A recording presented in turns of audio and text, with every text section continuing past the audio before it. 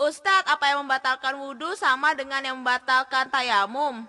Ya, yang membatalkan tayamum sama dengan yang membatalkan wudhu, tapi ditambah dengan menemukan air, atau boleh menggunakan air kembali. Pertama, karena sesuatu yang keluar dari kemaluan depan dan belakang, baik dari kemaluan maupun dari kotoran.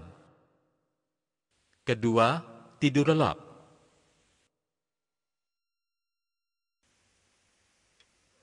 Ketiga, hilang akal atau gila. Keempat, memegang kemaluan tanpa penghalang disertai syahwat. Dan kelima, makan daging unta. Ditambah dengan menemukan air. Alhamdulillah, kita telah menyelesaikan pelajaran wudhu dan tayamum. Semoga kalian dapat memahami dan mengamalkan dengan baik, sehingga menjadi anak yang soleh. Insya Allah.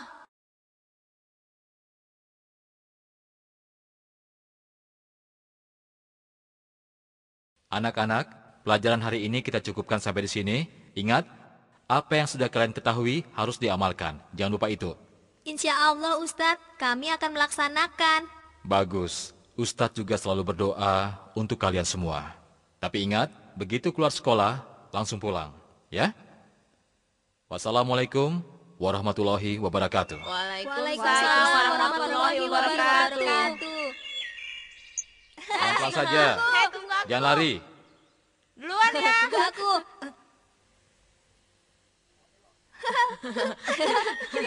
Assalamualaikum Ustadz. Waalaikumsalam. Hati-hati. Jangan berisik. Ayo cepat, kamu aja. Ya, kamu aja.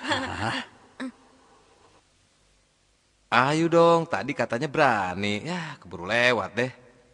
Aduh, Ya udah, kalau memang kita mau, kita kejar aja. Ayo. Ustadz. Ustadz. Tunggu. Tunggu. Ustadz. Tunggu, Ustadz. Ustadz.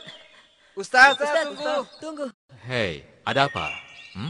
Begini, Ustadz. Kami ini mau belajar tentang sholat. Apakah Ustadz mau mengajarinya? Iya Ustadz, kami ingin sholat, tapi kami belum tahu caranya. Masya Allah. Jadi sampai saat ini, kalian belum pernah sholat. Malu. Iya Ustadz. kadang-kadang Ustadz, tapi tidak paham. Tidak apa-apa. Yang penting sekarang, kalian bersungguh-sungguh mau sholat. Tidak main-main lagi. Karena ini semua penting untuk kalian. Sungguh Ustadz, saya serius. Iya Ustadz, kami benar-benar serius. Bisa belajar sekarang nggak Ustadz? Insya Allah bisa. Tapi jangan di sini. Bagaimana kalau kita ke taman kota? Karena menurut Ustadz, di sana lebih baik. Setuju, Ustadz.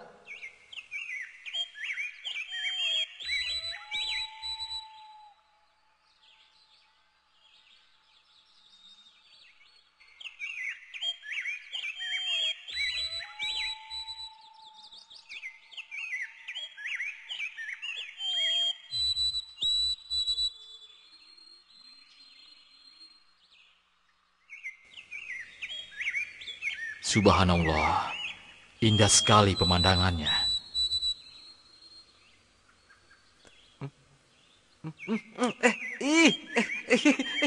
Kenapa sih kamu ini? Berisik saja. Geli tahu? Coba kalau hidungmu yang ditempeli kupu-kupu. Wah, mereka sedang bermain bola, Ustadz. Ya, Ayo, apa? cepat. Ya, Oper sini.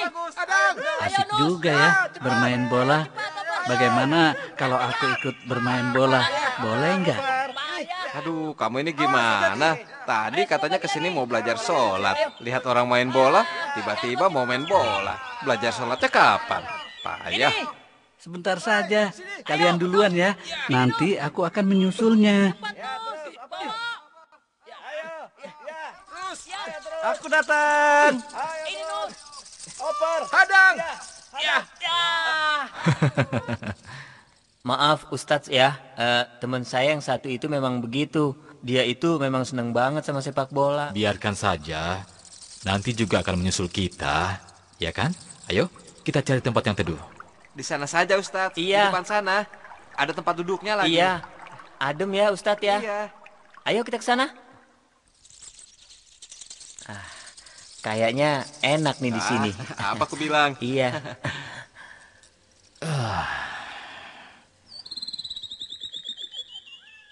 Tahyib kita mulai dari mana? Kalian sudah tahu kewajiban sholat 5 kali. Alhamdulillah Ustadz, kami tahu.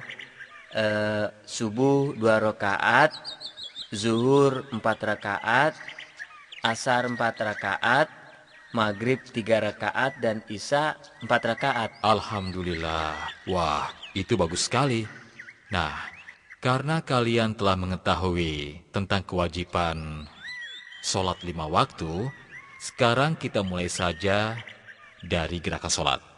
Sekarang, tolong kalian perhatikan baik-baik, ya. Pertama-tama, niat dalam hati untuk sholat yang akan dilaksanakan.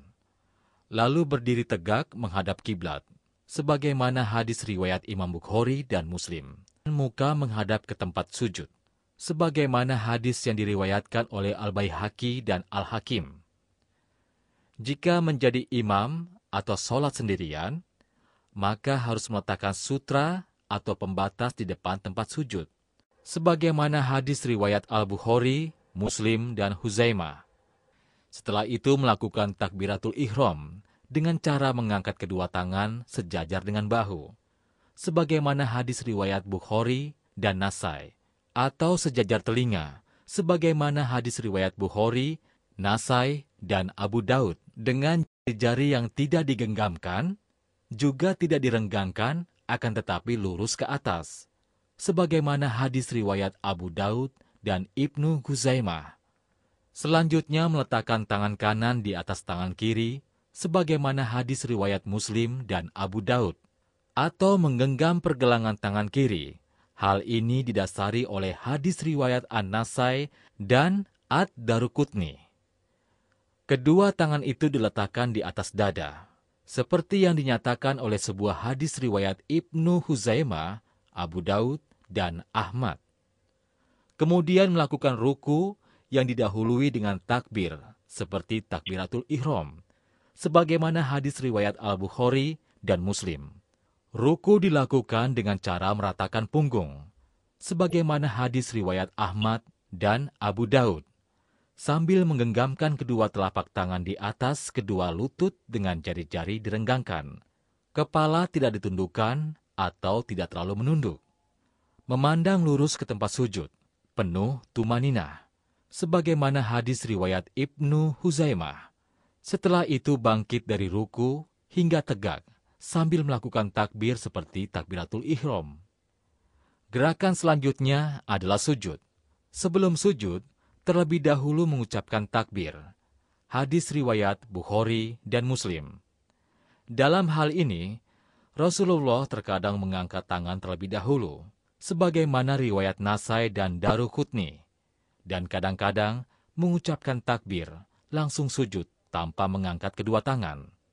Ketika sujud, Rasulullah meletakkan kedua tangan terlebih dahulu sebelum lutut, seperti yang dinyatakan dalam sebuah hadis riwayat Ibnu Huzaimah, Ad-Daruqutni, dan Al-Hakim. Telapak tangan menempel di tempat sujud dalam keadaan terbuka, tidak mengepal, jari-jari rapat, dan menghadap kiblat, serta diletakkan sejajar dengan bahu atau telinga, sebagaimana hadis Abu Daud dan Nasai, dengan sanad yang sahih. Saat sujud, 7 anggota badan, yaitu kening, hidung, kedua telapak tangan, kedua lutut, dan kedua ujung jari-jari kaki menyentuh lantai, sebagaimana hadis riwayat Bukhari dan Muslim. Sementara itu, posisi telapak kaki tegak dengan ujung jari jemari kaki menghadap kiblat, dan kedua tumit dirapatkan, berdasarkan hadis riwayat Ibnu Huzaimah. Kemudian bangkit dari sujud dengan mengucapkan takbir, sesuai hadis riwayat Al-Bukhari dan Muslim. Kemudian duduk,